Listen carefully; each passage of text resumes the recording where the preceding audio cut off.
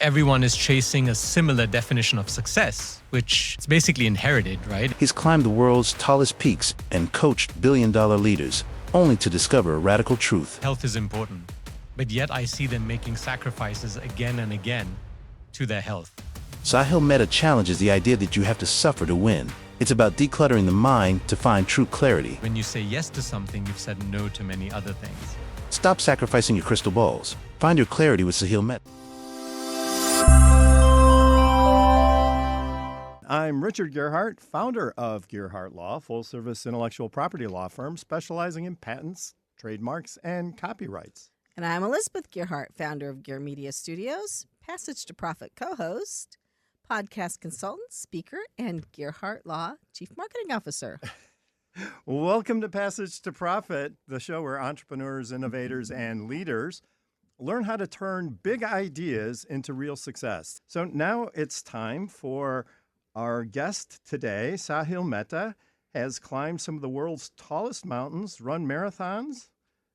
I didn't know that. Despite crippling injuries, even more impressive, and has coached billion-dollar leaders, all while insisting that most of what we chase in life is pointless. Whew. How do you reconcile that? Well, I want to hear about this, but he challenges the idea that success requires sacrifice, arguing that ambition should not come at the cost of your health, relationships, or sanity. So welcome to the show. So let's get into that first piece right away. What is the kind of the tension, I guess, the paradox with life being pointless yet shooting for success?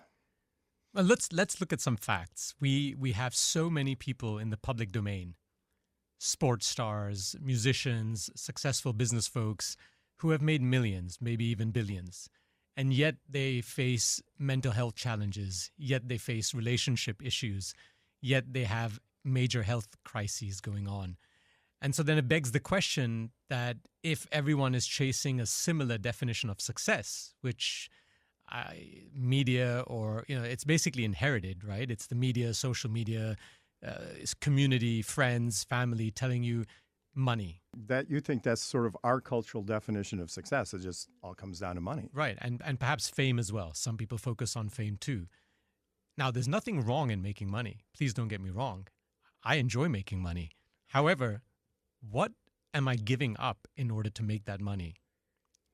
And that's, I guess in some ways, the drive for success can become so strong that you're willing to give up a lot. And the challenge is once you get down the road, maybe you look back and you say, well, maybe I gave up a little too much. So, but how do you stay competitive and engaged, yet stay balanced? So the first thing that one must do is define what success means to them. Because if you're chasing someone else's definition of success, and I've seen this with so many of the business owners that I coach, they come to me and they check all the boxes. They have net worth in the millions. They have a family. They live in a nice house or apartment. They drive a fancy car. They're traveling the world, et cetera, et cetera. You get it. Now, in my definition as a 20-year-old, again, which I'd inherited, if I had all that, I'd be jumping up and down with joy. I'm like, I made it. But the reality is when I did get there myself, I didn't have those feelings. And I started to question what's going on. I mean, surely I should be super excited at this stage. So what kind of feelings did you have, though? I mean, you must have had some satisfaction. Oh, absolutely. But it's one of those things, it's the satisfaction you get perhaps when you eat an ice cream, right? It's temporary. So it lasted for a short duration of time. So give up success and eat ice cream, you'll be in great shape. Well, I do feel like it's really interesting what you bring up, because I feel like people say, well, poor people don't work hard enough. And that's not true. If you know any people that aren't in the upper rungs, they work their butts off. I know people that don't have a lot of money that work really hard. They just aren't doing the right kind of work to make a high salary. So it's not really about working hard necessarily. It's about putting your energy in the right place. Is that kind of what you're trying to tell people? Absolutely. That's definitely one of the things that need to be taken into consideration. So, I mentioned that I'm a mountaineer. And in the mountaineering world, you have what's known as the seven summits, the tallest mountain on each continent. And when you conquer all of these, it's like you've conquered the world. So that made me question, what if we defined our internal seven summits? Hmm. Because success, as we know, it's not just one thing. Yes, finance is absolutely important, but there's so many other elements to success. So when you focus on defining your internal seven summits, which may include family, health, recreation, community service, giving back, personal growth, your business, etc. I mean, you get to decide. It's not my definition. It's not what the world is giving you. You get to decide for yourself what success means to you. Once you've defined your seven summits and you've prioritized them and you know which ones you can afford to drop and which temporarily and which ones you can't, then every decision that you have to make that's a critical one, you can ask yourself, what's the net effect on my seven summits?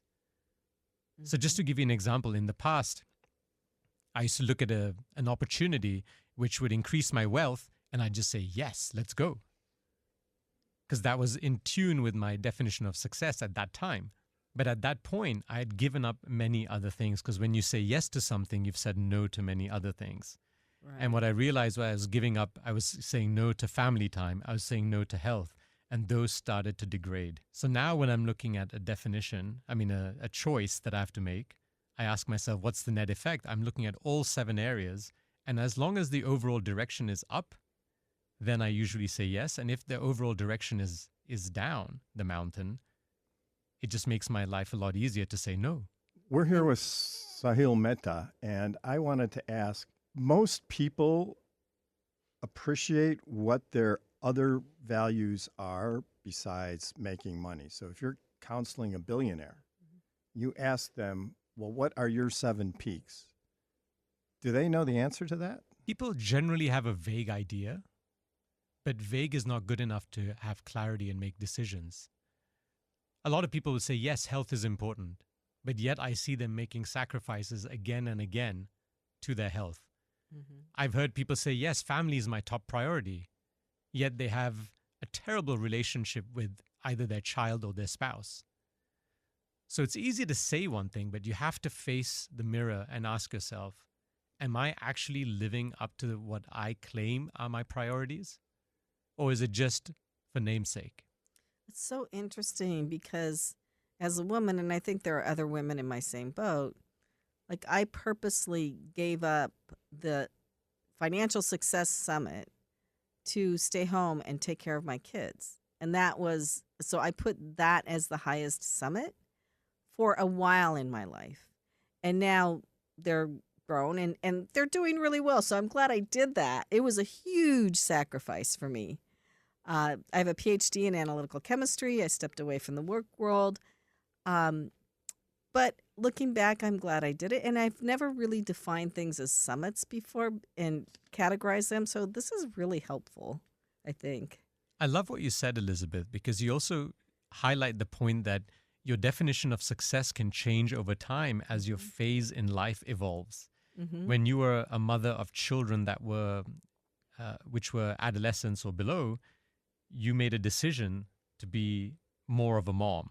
Yeah. And now that they're adults and perhaps, on their own journeys of life, you've now changed your definition to suit your current situation. So that's a great point. It's not something that's set in stone. It is something that can evolve as you evolve.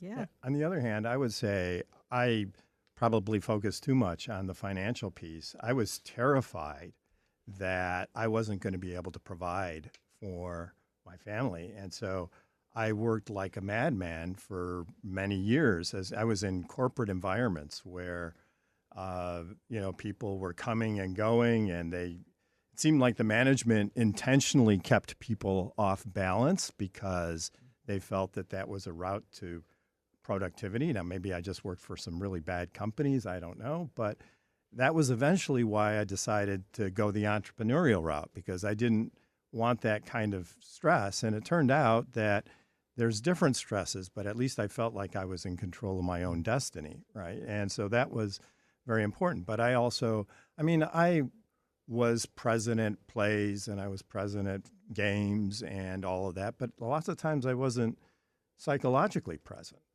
right? Where I was there, but my head was still back at the office because I was freaking out about some document that I had to generate by the end of the week. So, but I think it's great that you're looking at these things and that I'm wondering if there are, you're talking about 7 summits, but are there actually more than that? I mean, what's the number of summits, or are most things sort of grouped into those categories? Look, there are lots of things that are important in your life, Richard. But what we encourage the folks to do is to define just 7. Anything beyond 7, I don't know. 7 has a magic number to it. It has a nice ring to it. Absolutely. Sure. And sure, you can add more, but then it just adds to the complexity of trying to monitor and track on a continuous basis. And 7 is something you can manage fairly easily. Now, I have some folks who say, 7's too much. Perhaps I only want to stick to 5. But the reason why I push for 7, and I'll tell you, if I ask you what are the 3 most important things in your life, most business owners that I come across, they will say health, wealth, and relationships in general, right? That's probably about 80% of the folks out there. That resonates. Right. Yeah. Now, when I tell you to think of 7, it encourages you to think about other areas of your life that are actually important. Like for me personally, fun and recreation popped up as one of the 7. Oh. Now, if you ask me to pick 3 or even 4, perhaps 5, I don't know if it would make it to the list. But because it was 7, it made me think about the smaller nuances. Well, I thought it was small, but I realized it's actually a very big part of my life. You got to have fun once in a while, right? I mean, I think that's so important. And prioritizing it sounds like a great idea. Yeah. And I would even say is now that I know it's one of my 7 summits, I actually ask myself, how can I bring fun into my life every day?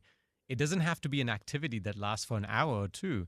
It could be something that's just listening to jokes for 5 minutes, for example, right? I have a joke app on my joke app on my that phone. has to be one of your summits because that is definitely one of my summits. Because every time something good happens, I'm like, oh, let's have a party. Please do invite me to the next one. Oh yeah. Gearhart Law is celebrating its 20th anniversary in the summer. And you're going to be in New Jersey in the summer, right? Absolutely. Yeah, you're on the list. You're on the list. You're on the Friends of Gearhart Law list. So, yeah, definitely. But I feel honored. Yeah. How do you help people then manage 7 summits, right? I mean, it's, you have the financial, the work piece, the family piece, the health piece. Those are kind of obvious. But the other ones, how do you have like a KPI for that or something? A performance measurement? So the way it's done is people will pick 7 from an extensive list that I provide because I don't want them to think of 7 that I choose. It has to be their 7. Once they've picked their 7, then it's important to understand. Let's take a step back. Imagine you're juggling 7 balls, because that's effectively what's happening here. Right. You've got these 7 balls, you're juggling them every day, and the reality is some of these balls are rubber balls. So if you drop them, they're going to bounce back. But there are others which are crystal balls, where if you drop them, well, you know what happens there. Yeah. So it's important to identify from the 7 which ones are your rubber balls and which ones are your crystal balls. Because too often I see business owners sacrificing the crystal balls and it's usually fame and money. Money you can lose. We've heard of stories of millionaires or billionaires who've lost everything and they've bounced back. But the thing is, once you get to a stage where you get diabetes, you have a chronic health issue, you have a stroke or a heart attack or something along those lines, life is never the same again. That's right. Right? You're on medication for life or on some form of treatment. So let's be clear which of these balls are crystal balls that you should not be avoiding. And here's a common error I see with many entrepreneurs or business owners. Oh, I'm just sacrificing it now for a month or 2 months. And then 2 months later, they find another reason to sacrifice health or family. And then, 3 months later, they find another reason to sacrifice. And then I tell them as a coach, I'm like, look, please don't call it a sacrifice anymore because it's a choice. You keep choosing something else over what you've determined as one of your crystal balls. It's not a crystal ball. You make such a good point, because health, you can sometimes bounce back, but the time you lose with your family, with your children, you'll never get back. And if that is on the bottom of your list, then, 20 years from now, when you're going through your regrets, it'll be the top of your list, right? Well, I think health is pretty much up there too, because you can stop exercising for a couple of years and then start again, right? But if you engage in bad habits that wear your body down to a certain point, then there's a point where it becomes extremely difficult to recover, right? So I would put, I guess it's all kind of important, right? I mean, all of the summits are important. Well, I think one thing Saahil mentioned, though, that I agree with is fame is not as important. So it may seem like a crystal ball, but it's not, right? And that's why it's important to go through each one and really determine whether it is or not. And once you've determined which ones are crystal and rubber balls, then the key becomes, what does the summit actually look like? Because a lot of people haven't defined it. So what's a 10 out of 10 in health look like to you? Mm-hmm. Write it down. Don't think about it, write it down. I mean, I don't know about the listeners here, but I can't remember something I thought about last week to the exact word. Right. Right? So by writing it down, I now have a record of it. And then every month I'm looking at it and saying, okay, how did I do this month? And then for the next month, what is one step I can take? Because a lot of folks, they think about, oh my goodness, I'm a 4 out of 10 right now. A 10 out of 10 just seems so far away. Well, what do you have to do to get from 4 to 5? And if that's a big step, how do you get from 4 to 4.1? Don't forget to experience more of Passage to Profit by subscribing to us on Facebook, Instagram, X, and YouTube, or subscribing to our podcast anywhere you get your podcasts. Just look for the Passage to Profit show on any of these platforms. We're here with Saahil Mehta, and he's written an amazing book, Breaking Free. But you talked during the break about baggage that people bring with them during this mountain climb. So maybe you can talk a little bit about that. Absolutely. So the first step we talked about was defining what success means to you, which gives clarity, hence making decision-making a lot easier. Mm-hmm. The second phase is as you're climbing up the mountain, and I can tell you as a mountaineer, every pound counts. You think, oh, it's just an extra pair of socks or two, right? Better be important socks. But over hours and hours, every pound counts. And so the question now becomes is, what is that excess baggage that you are carrying on your shoulders that for whatever reason you haven't let go of? Yeah. Right? So that's what the book is all about. It's how do you identify the clutter that's in your backpack and then eliminate it one at a time so you have a lighter backpack, which allows you to scale your summits of success faster. I would say I have a lot of clutter, but I do agree that when you can reduce the clutter, you calm your mind, I think you become more effective. You're looking at me like maybe you were going to make a comment about that. Well, I think so. One thing you talk about that it says here is not just your mental and emotional clutter, but like household clutter. Like I shouldn't say this probably. I have way too many clothes in my closet and way too many pairs of shoes. And I think it does bother me to have to go look at that and just not be able to pull out what I want to wear for the day. So I do feel like clutter really weighs a person down, whichever form it comes in, right? Well, and even physical clutter, like if you do exercise and you gain 10 pounds, that's 10 pounds that you're carrying around. If you pick up a 10-pound weight, that's a lot of weight, right? So it kind of goes back to your climbing analogy. But absolutely, and I tell everyone, everything you own occupies space in your head. If you think about your head as a parking lot, in a parking lot, you got to pay to park your car. Now you have all these things parked in your parking lot, rent free, right? It's not paying anything, unless if it has a function. If it has a function, great, that makes sense. By all means, keep it. Or if it gives you joy, keep it. But I've found that a lot of people have a lot of stuff that does neither.